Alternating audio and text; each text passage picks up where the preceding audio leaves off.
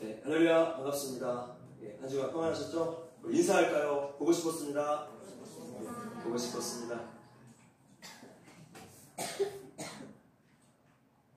네, 민수기 강의 계속 이어집니다. 오늘은 우리의 길을 막으시는 하나님이라는 제목으로 말씀 전하겠습니다.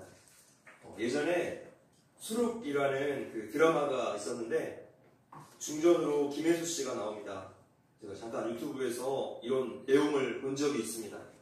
한 양반이 자기의 여종을 겁탈하고 오히려 그 여종에게 모든 죄를 다 뒤집어 씌우는 그런 모함을 했습니다.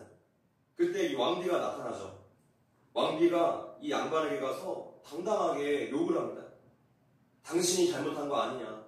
그렇게 사과를 받아내는 것이죠. 그 여자가 왕비인 것을 이 남자가 알게 되었기 때문입니다. 양반이 무릎을 꿇고 이 여종에게 용서를 구하게 되었습니다. 그때 이 여종이 왕비에게 했던 대사가 있습니다. 그만 멈춰 주십시오. 중전 마마가 떠나고 나면 제 인생은 더 힘들어질 것입니다. 이때 이 왕비가 여종을 향해서 했던 대사가 이랬습니다. 내 너의 인생에 이미 끼어들었다. 내 너의 인생에 이미 끼어들었다. 전능하신 하나님이 우리 인생에 이미 끼어드셨습니다. 그분이 우리를 사랑하셔서 우리의 인생을 옳은 길로 인도하고 계세요. 그래서 때로는 메마른 광야로, 또 때로는 푸른 초장으로 그렇게 인생의 시즌을 지나가게 만드십니다. 우리가 그분의 뜻을 거슬고 내 마음대로 갈 때에는 사방을 다 막으시고 하나님을 보게 만드세요. 그 하나님이 오늘 본문에 이 주술사 발람의 길을 막으십니다. 지난 시간 모압 왕 발락의 엄청난 이 뇌물 공세에 마음이 흔들렸던 주술사 발람이 이스라엘을 저주하기 위해서 이제 모압 땅으로 떠나는 모습을 마지막으로 보았습니다. 주술사 발람은 결코 이스라엘을 저주해서는 안 된다는 하나님의 명령을 들었으면서도 욕심에 눈이 어두워져서 사신단에게 미련의 여지를 두었고 그렇게 하나님의 말씀에 순종하는 척 했지만 그들을 자신의 집에 재우는 위선적인 태도를 취합니다. 하나님의 뜻이 아니라는 것을 분명히 알려주셨는데도 모압 왕이 약속했던 돈과 명예를 놓치기 싫어서 이렇게 시간을 끄는 그의 야비한 속내를 하나님이 모르셨겠습니까? 그래서 지난 시간 마지막 절에서 이상하게도 하나님께서 주술사 발람이 모압 왕에게 가는 것을 이제 허락하십니다. 하나님께서 기뻐하시지 않지만 우리가 고집을 부릴 때 하나님께서 허락하실 때가 있습니다. 그래서 우리가 기도가 응답되었다고 무작정 좋아할 일이 아닙니다. 이런 식의 기도 응답은 반드시 우리 인생에 고통의 문제를 낳습니다. 어디 네 마음대로 해봐라. 결과가 어떠하게 되는지 직접 한번 경험해봐라. 깨우쳐 주시기 위함입니다. 그렇게 주술사 발람이 마치 자기가 하나님을 설득하는데 성공한 것처럼 의기양양해져서 이제 길을 떠나는 것이죠. 우리 본문 21절을 합독하겠습니다. 시작. 발람이 아침에 일어나서 자기 나귀에게 안장을 지우고 모압 고관들과 함께 가니. 지난 시간에도 말씀드렸던 것처럼 이 21절에 일어나서도 이중적인 의미를 가지고 있습니다. 말씀에 순종해서 길을 떠난 것 같지만 그 속마음은 하나님의 뜻에 거역하기 위해서 일어났다라는 뜻이에요. 아침 일찍 일어나서 출발한 곳으로 가서 빨리 가고 싶은 이 발람의 마음이 투영됩니다. 그래야지 빨리 약속한 보상을 받을 수 있기 때문이죠. 우리도 하고 싶은 일이 있으면 설레이는 마음으로 잠도 못 자고 아침 일찍 일어나서 그렇게 행동하지 않습니까? 그런데 하나님은 이러한 이중적인 속마음을 가진 발람에게 속을 뿐이 아니시죠. 22절입니다. 시작. 그가 감으로 말미암아 하나님이 인도하심으로 여호와의 사자가 그를 막으려고 길에 서니라 발람은 자기 나귀를 탔고 그의 두 종은 그와 함께 있더니. 지금 첫 걸음부터 심상치가 않습니다. 이 길은 처음부터 하나님께서 진노하시는 길이었어요. 하나님께서 진노하시는 길을 가는 사람이 잘 될 리가 있겠습니까? 아버지의 마음에 대못을 받고 집 나간 둘째 아들도 그 길이 잘 될 턱이 있겠습니까? 둘째 아들이 집 나갔을 때에도 아버지가 기쁜 마음으로 허락해 주시는 그런 복된 길이 아니었습니다. 마찬가지예요. 우리도 내 고집대로, 내 생각대로 가는 길이 만약 하나님께서 진노하시는 길이라면 아무리 지금 당장은 일이 잘 풀리는 것 같고 뭔가 일이 잘 되는 것 같을지라도 그 끝은 눈물과 고통이 될 것입니다. 반대로 지금은 너무나 일이 안 풀리고 마치 고난이 끝이 나지 않은 것 같아도 그 길이 하나님께서 기뻐하시는 길이라면 그 끝은 평안이고 행복일 거예요. 할렐루야. 하나님이 진노하시는 길을 떠난 이 발람 앞에 하나님의 사자가 이미 길을 막고 서 있었습니다. 여기에서 막으려고의 원어는 하나님의 대적이 되었다라는 뜻입니다. 하나님의 대적이 되었다. 우리가 하나님께서 기뻐하시지 않는 길을 간다며 이제는 하나님을 적으로 두고 싸워야 할 것입니다. 어느 누가 하나님을 꺾어 이길 수 있겠습니까? 하나님의 뜻은 영영이 섭니다. 그분은 자신의 뜻을 타협하거나 변개치 않으시는 분이세요. 그래서 하나님의 뜻을 한번 꺾어보려는, 또 하나님을 한번 설득해보려는 우리의 모든 노력들은 다 허사가 되는 것이죠. 하나님의 이러한 속성, 이러한 성품을 안다며 하나님 앞에서 내 생각과 계획을, 그런 고집들을 내려놓을 수밖에 없는 것이죠. 이제 23절부터 26절까지 읽겠습니다. 자, 시작. 나귀가 여호와의 사자가 칼을 빼어 손에 들고 길에 선 것을 보고 길에서 벗어나 밭으로 들어간지라. 발람이 나귀를 길로 돌이키려고 채찍질하니 여호와의 사자는 포도원 사이 좁은 길로 섰고 좌우에는 담이 있더라. 나귀가 여호와의 사자를 보고 몸에 담에 대고 발람의 발을 그 담에 짓누르매 발람이 다시 채찍질하니 여호와의 사자가 더 나아가서 좌우로 피할 데 없는 좁은 곳에 선지라. 발람을 태운 나귀는 하나님의 천사가 진노의 눈빛으로 칼을 들고 서 있는 것을 보고 피하려고 합니다. 그것도 3번씩이나 피하려고 했죠.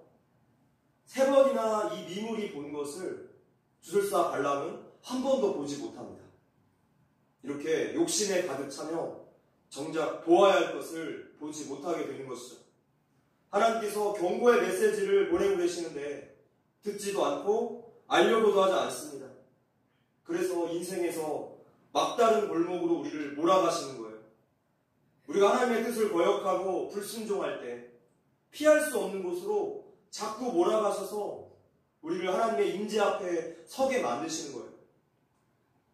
26절 그 끝부분 좌우로 피할 데가 없는 에서 이 좌우에 쓰인 원어들은 왼손, 오른손이라는 뜻입니다. 그러니까 왼손과 오른손조차 움직일 수 없는 아주 좁은 공간이라는 뜻이에요. 우리가 하나님께 불순종할 때 숨도 쉴 수 없는, 꿈쩍도 할 수 없는 사방이 꽉 막힌 환경으로 우리를 몰아가십니다. 강제적으로 우리의 길을 막으시고 멈추게 하시는 거예요. 오늘 우리의 막다른 골목은 무엇입니까? 그것은 관계의 문제, 재정 문제, 건강의 문제, 또 우리의 진로와 자녀 문제 등이 될 수 있을 거예요. 그렇게 하나님 앞에 엎드려서 회개하고 그분의 임재 앞에 서게 하는 자리로 우리를 점점 몰아가십니다. 왜입니까? 우리가 하나님의 자녀이기 때문입니다. 27절입니다. 시작. 나귀가 여호와의 사자를 보고 발람 밑에 엎드리니 발람이 노하여 자기 지팡이로 나귀를 때리는지라. 하나님의 사자가 너무 무서워서 나귀가 발람 엎드렸어요. 그랬더니 발람이 화가 나서 나귀를 때리죠. 영적으로 무지한 사람은 위기가 왔을 때 이렇게 엉뚱한 사람에게 책임을 전가해요. 첫사람 아담 때부터 있어왔던 죄의 모습이죠. 책임 전가. 어떤 목사님이 5번이나 이혼을 한 그 교인과 상담을 했습니다. 이 교인이 5번 모두 다 상대방 그 배우자의 성격이 나빠서 이혼했다라고 대답했습니다. 그래서 목사님이 다시 물어보았어요. 한두 번은 모르겠지만 5번 모두 다 배우자의 성격이 나빠서 이혼했다는 것은 좀 이상하지 않습니까? 혹시 성도님의 성격에 아무런 문제가 없다고 생각하십니까? 오늘 우리의 입술에 남탓과 원망함이 습관처럼 이렇게 배어있지 않습니까? 이런 입술, 이런 마음을 하나님 앞에서 회개하지 않는다면 우리 자꾸만 이웃들에게 은혜가 없는 모습으로 나타나기 마련이에요. 자기의 허물을 보지 못하고 잘못된 길을 가며 하나님께서 허락하신 나귀가 우리 인생에 브레이크를 겁니다. 일이 막히게 되고 관계가 틀어지게 될 거예요. 이것은 하지 말라. 여기에서 멈춰라. 라는 하나님의 사인이죠. 그래서 이럴 때 하나님의 메시지를 우리가 못 깨달으면 우리는 애꿎은 나귀, 애꿎은 다른 사람들에게 불평하고 그런 화를 풀게 되어 있어요. 우리 인생의 뜻하지 않은 장애물 속에는 하나님의 메시지가 들어있습니다. 그것을 깨달을 수 있는 영안이 있어야 하는데 욕심의 눈이 어두워진 발람은 그것을 읽어낼 수 없었어요. 잠언 말씀에 합독하겠습니다. 시작. 슬기로운 자는 재앙을 보며 숨어 피하여도 어리석은 자는 나가다가 해를 받느냐. 본문의 상황을 아주 정확하게 말씀해주고 있습니다. 우리가 하나님께서 기뻐하시지 않는 그런 길을 가며 하나님께서 사방을 다 막으실 거예요. 지금 발람 같은 이 이방인 주술사조차 하나님께서 기뻐하시지 않는 길을 가니까 이렇게 철저하게 막으시는데 하물며 하나님의 자녀들을 그냥 내버려 두시겠습니까? 하나님은 자녀들을 그냥 망하도록 방치하는 분이 아니세요. 그래서 절대로 앞으로 못 나가는 거죠. 본문 28절입니다. 시작. 여호와께서 나귀 입을 여신이 발람에게 이르되 내가 당신에게 무엇을 하였기에 나를 이같이 3번을 때리느냐. 성경을 믿지 않는 불신자들은 지금 나귀가 인간에게 말을 했다는 이 장면을 우화적인 표현, 신화적인 표현이라고 매도합니다. 결국에 창세기 1장 1절 하나님이 천지를 창조하셨다.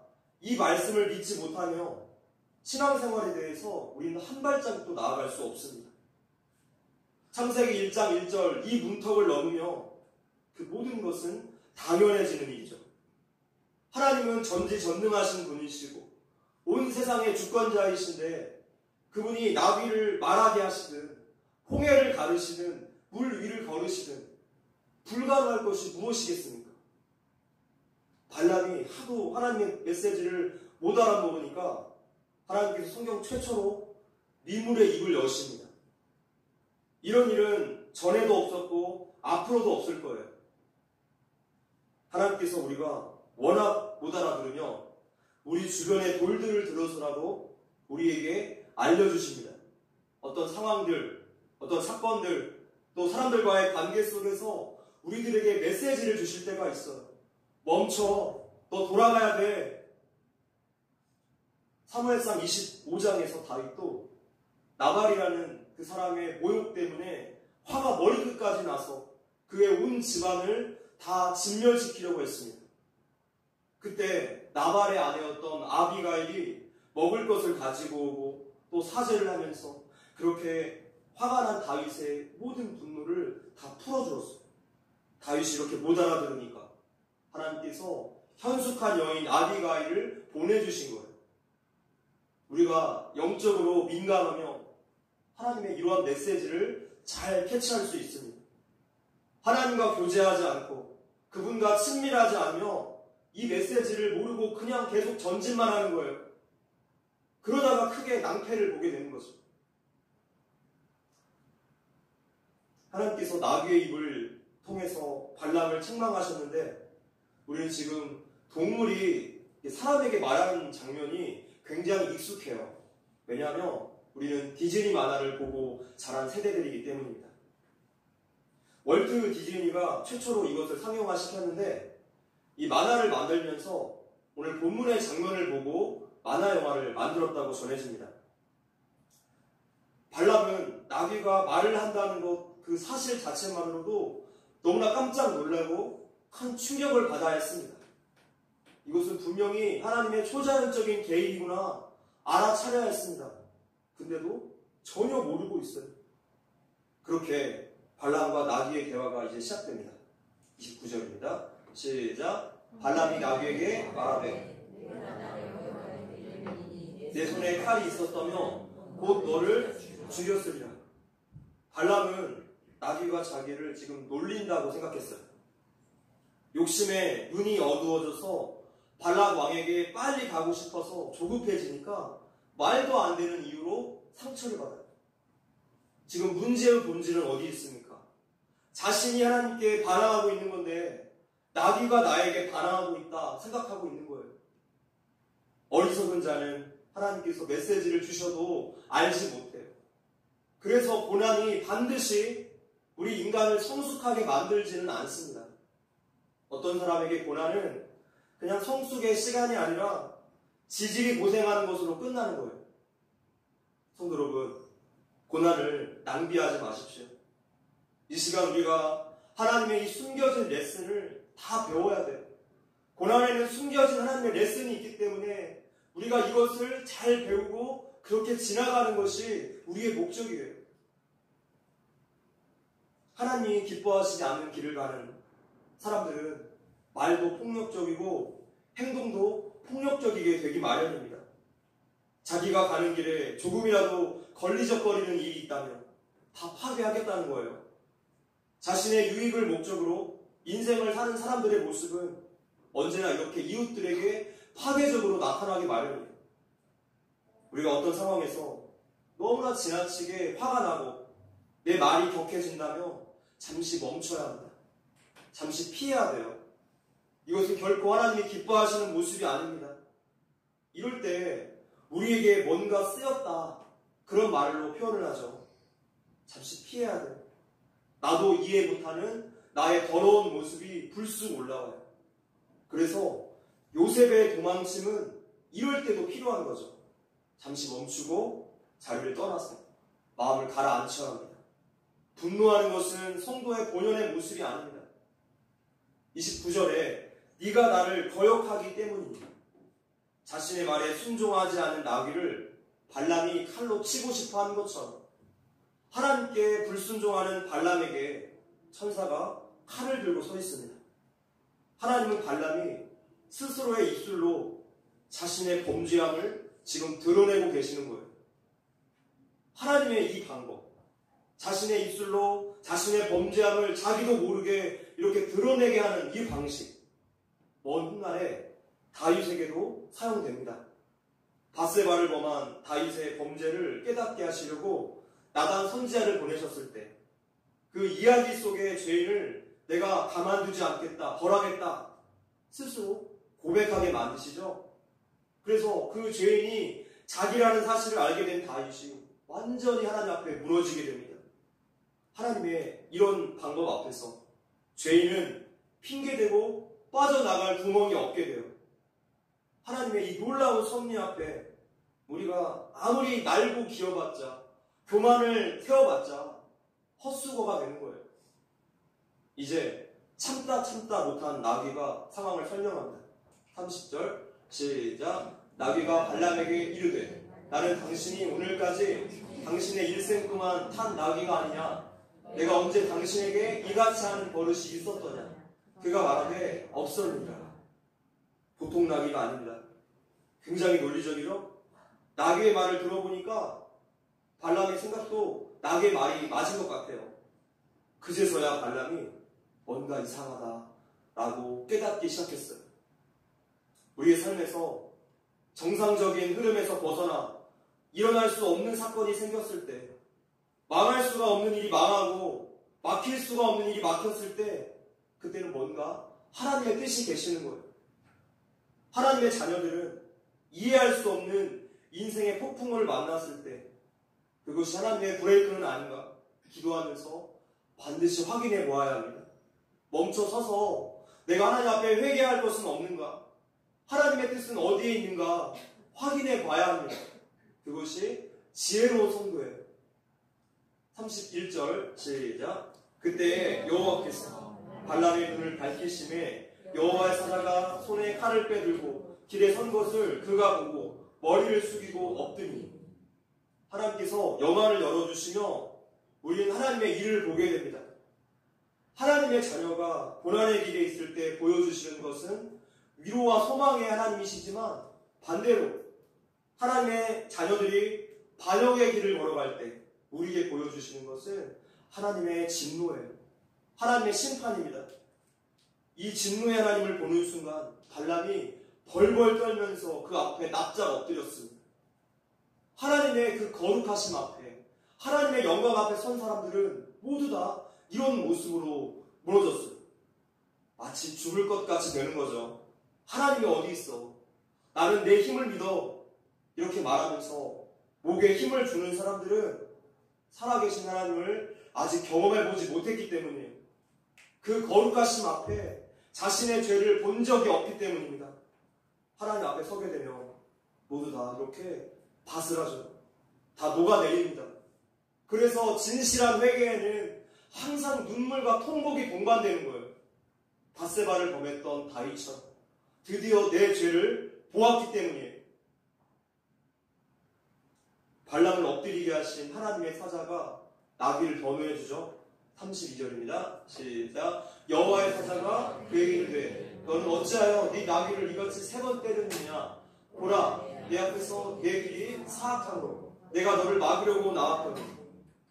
문제의 핵심은 나귀가 아니라 나귀의 주인인 바로 너야. 너의 문제야 라는 것이죠. 빨간 글씨 내 앞에서 내 길이 사악함으로 라는 말씀은 이 길이 나의 뜻과 다르다. 나의 뜻과 정반대이다 라는 뜻입니다. 우리가 인생을 열심히 산다고 해서 다 되는 것이 아니죠. 방향이 중요해요. 하나님이 원하시지 않는 길을 가며 필히 멸망하는데도 여전히 우리가 하나님의 복과 하나님의 형통을 구하니 이게 무슨 모순적인 기도입니까? 하나님의 뜻, 그분의 말씀에 순종하지도 않으면서 그분을 사랑하지도 않으면서 복 달라고 기도하고 있으니 이게 무슨 모순입니까? 하나님의 사자가 쫓아와서 우리를 당장에 막을 거예요. 33절입니다. 시작. 나귀가 나를 보고 이같이 3번을 돌이켜 내 앞에서 피하였느니라. 나귀 돌이켜 나를 피하지 아니할 거며 내가 벌써 너를 죽이고 나귀는 살렸으리라. 알고 봤더니 지금 나귀가 오히려 발람을 살린 거예요. 주인의 명령을 거역한 게 아니라 생명의 은인이었습니다. 마찬가지예요. 여러분의 인생길을 막는 그 장애물들이 사실은 더 큰 재앙을 막는 복의 도구가 될 수 있어요. 어떤 분이 잘 나가던 사업이 망했습니다. 망할 수 없는 사업이 망해버려서 큰 낙심에 빠집니다. 자기보다 능력 없고 인맥이 없는 사람들도 절대 안 망하는 그런 사업인데 느닷없이 망해버리는 거예요. 어쩔 수 없이 이제 집에만 있게 됩니다. 집에 있으면서 아무런 문제가 없는 줄 알았던 가정이 너무나 많은 문제가 있다는 것을 그제서야 알게 되었어요. 지난 몇 년 동안 사업에만 온전히 신경을 쓰고 가정은 거의 방치하고 주일에 교회도 안 나갔던 남편 뒤에서 이 아내가 외롭고 지치고 우울증에 걸려서 매일 밤 수면제를 먹지 않고는 잠을 이룰 수가 없었습니다. 그래서 남편과 이혼 선언을 하기 직전이었고 사춘기 아이들은 하나는 게임 중독, 또 하나는 학교에서 학폭을 행사하는 문제 청소년이 되어서 이 가정이 다 붕괴되기 일보 직전이었습니다. 남편은 사업이 망하고 나서야 그 집안 사정을 알게 됩니다. 너무나 충격을 받은 남편이 하나님 앞에 나와서 눈물로 회개하며 엎드렸어요. 그렇게 아이들과 아내를 돌보기 시작합니다. 집안일을 수습하느라고 어느새 사업 걱정이 까마득하게 잊어버립니다.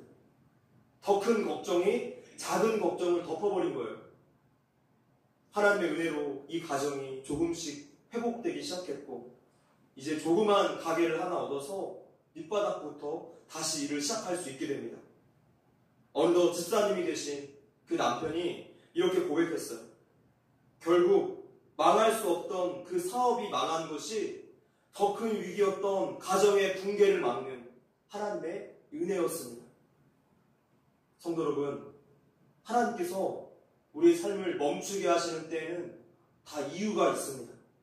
관건은요, 우리가 멈춰 서서 기도해야 한다는 거예요. 기도해야 알 수 있어요. 기도해야지 하나님의 뜻을 분별할 수 있습니다.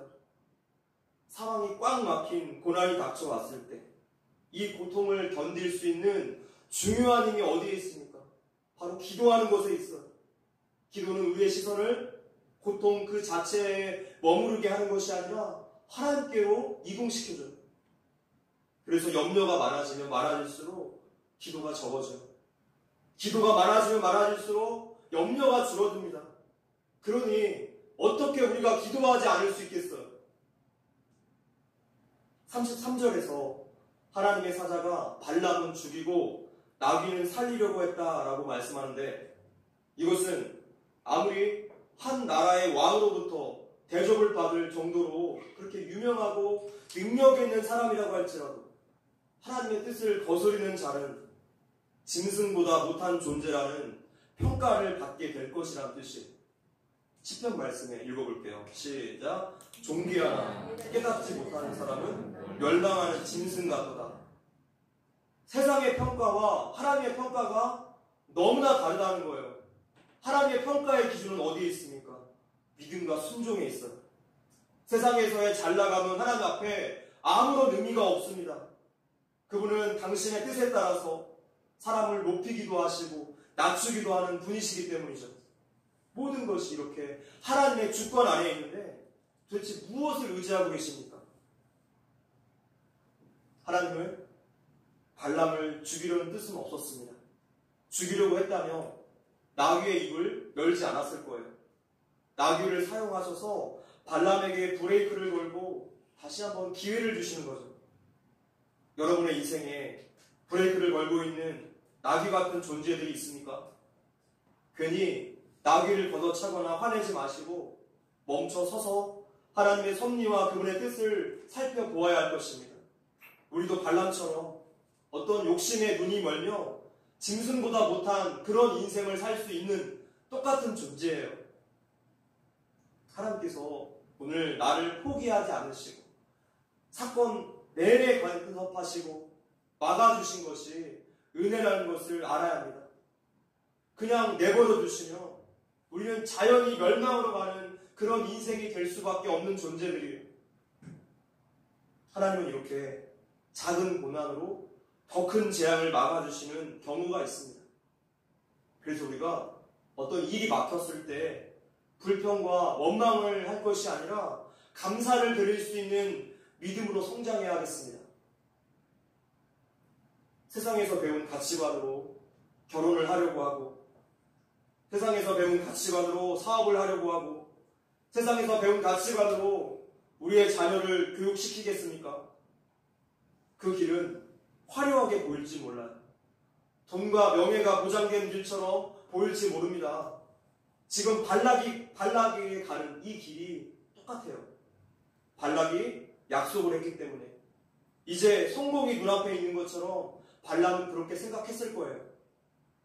그러나 어떻습니까? 이 길은 대단히 위험한 길입니다. 하나님의 진노를 만나게 되는 길이에요. 그래서 하나님은 당신의 자녀들에게 인생의 브레이크를 주시는 거죠. 어쩌면 하나님은 우리에게 이미 가지마 몇 차례 경고하셨을지 모릅니다. 지금도 이 시간 우리에게 이런 사인을 주실지 몰라요. 세상 사람들이 다 그 길을 간다고 할지라도 성도들은 가지 말아야 될 길이 있습니다. 하나님이 막으실 때, 그리고 그렇게 돌아올 수 있을 때 돌이키시기를 바랍니다. 하나님의 경고 사인이 한없이 주어지는 것은 아니에요. 기회가 한없이 주어지는 것은 아닙니다. 발람의 뇌물에 미혹되어서 이스라엘 백성을 저주하러 가던 이 주술사 발람은 하나님이 복주시겠다는 그 의지가 너무나 강해서 깜짝 놀라게 돼요. 34절입니다. 시작. 발람이 여호와의 사자에게 말하되 내가 범죄하였나이다. 당신이 나를 막으려고 길에 서신 줄을 내가 알지 못하였나이다. 당신이 이를 기뻐하지 아니하시며 나는 돌아가겠나이다. 아직도 발람의 태도가 참 미련이 많습니다. 당신이 이를 기뻐하지 아니하시면 나는 돌아가겠습니다. 하나님이 기뻐하시지 않는다는 사실, 이미 첫 번째 사신단이 파견됐을 때부터 알고 있었어요. 그런데도 돌아가지 않고 미적거리고 있습니다. 발람의 회개는 진정한 회개가 아니라 그 이후로도 계속해서 하나님의 뜻에서 멀어져가는 것을 볼 때 지금 이 상황을 모면해 보려는 임기응변에 밖에 볼 수 없습니다. 책망과 훈계를 들어도 그 욕심 때문에 돌이키지 않는 것이 바로 모든 죄인의 특징이에요. 이제 하나님께서 35절에서 내가 너에게 이르는 말만 해라 라는 단서를 주셨고, 이제 저주를 축복으로 바꾸시는 그 반전 드라마를 다음 시간에 우리가 볼 수 있게 됩니다. 말씀을 맺겠습니다. 하나님은 우리가 잘못된 길을 갈 때 사방을 꽉 막으시는 광야로 인도하세요. 광야에서 우리 안에 있는 허영심들, 교만을 다 걷어내십니다. 그때 우리가 내가 얼마나 교만하고 얼마나 고집이 센가, 광야가 아니면 이것을 고치고 제거할 방법이 없는 거죠. 광야는 잠시도 하나님의 은혜가 없이는 그분을 바라보지 않으면 살 수가 없는 곳입니다. 그래서 성도가 막다른 길에서 가치관이 변하는 거예요. 성도의 성품이 변하게 됩니다. 그 광야에서 우리의 마음과 생각을 사로잡고 있었던 그 세상 욕심들을 내려놓게 될 것이고, 하나님의 은혜와 뜻을 드디어 갈구하게 됩니다. 오늘 설교의 제목처럼 하나님은 우리의 길을 막으시는 분이십니다. 그분은 우리를 생명 버려 살리시는, 그렇게 사랑하셔서 망하는 것을 보지 못하시기 때문에 그분은 우리의 아버지십니다. 하나님의 이 마음, 이 사랑을 헤아릴 수 있다며 고난의 시즌에서 우리가 드릴 것은 원망과 불평이 아니라 감사와 찬양이 될 것입니다. 아멘. 이 시간 우리 주님 말씀하시며 함께 찬양하겠습니다.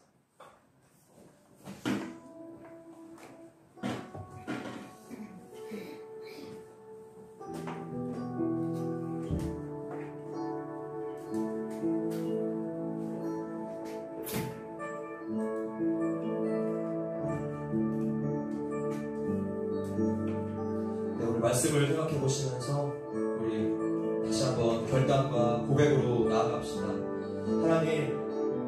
하나님께서 우리 삶에 계속 사인을 주시고 메시지를 주시는데 우리가 영적으로 아둔해서 그 메시지를 못 알아듣고 여전히 내 욕심과 내 계획과 생각으로 살아가고 있지 않습니까?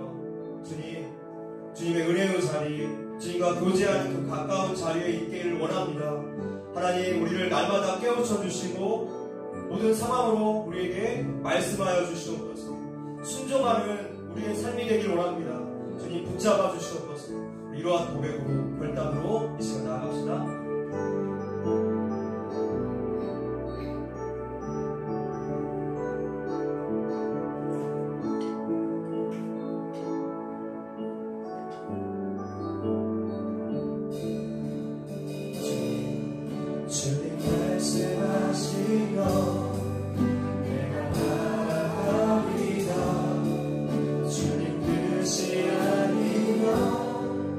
내가 멈춰서리라.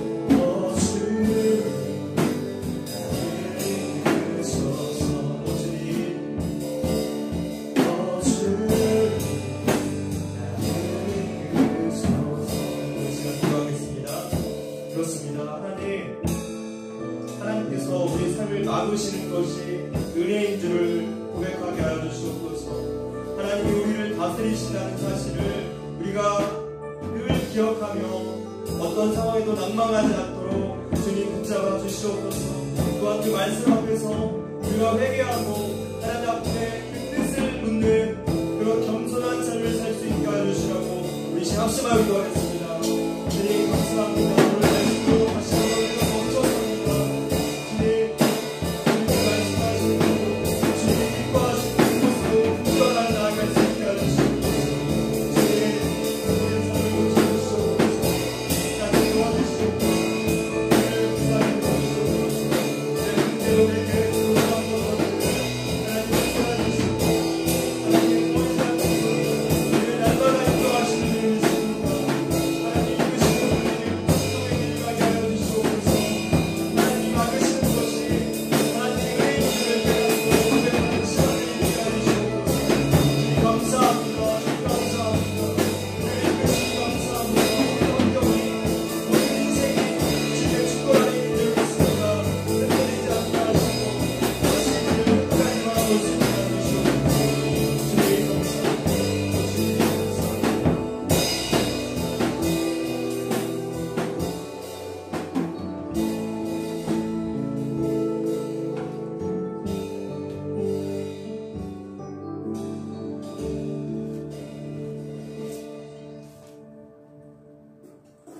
하나님 감사합니다.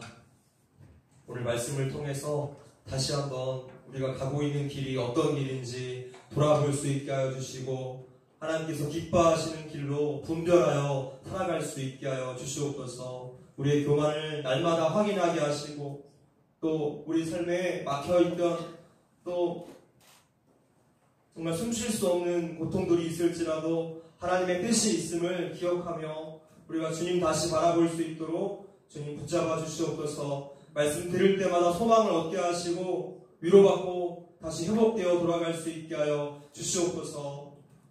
몸이 아프고 마음이 아프고 또 삶에 여러 가지 문제가 있는 우리 성도들 있습니다. 하나님 불쌍히 여겨주시고 하나님이 새로운 은혜로 날마다 공급하여 주시옵소서.